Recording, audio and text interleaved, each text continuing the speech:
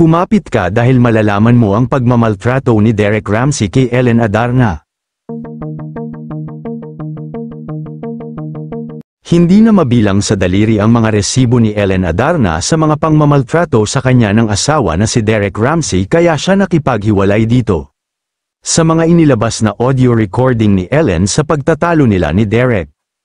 Tila laman ng mura at iba pang masasakit na salita ang binabanggit ni Derek kay Ellen.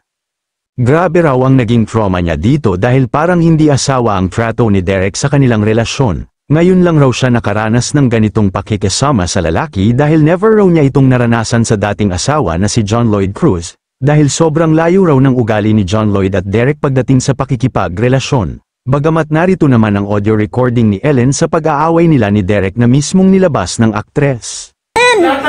Diba I told you I was quiet because why was she so worried about the things when the house is falling off? Because that means something. Oh, okay.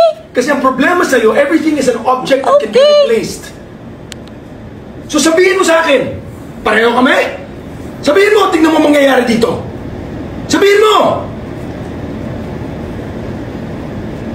Hindi mo masabi.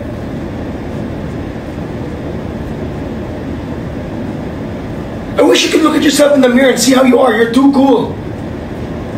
You're the shit.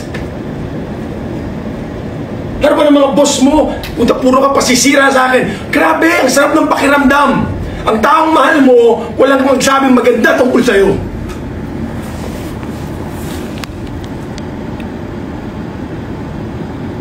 Pareho pala kami? Bakit mo ako pinakasalan? Puta na! Sa'yo na to! Na! Ha? Pareho! That's the ultimate fucking...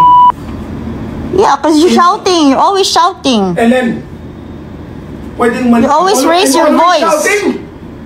I'm always shouting. You don't have Jess, to raise... naligaw na ba ako dito sa pamahay na to? Tubag, Jess. Napakamanhid mo.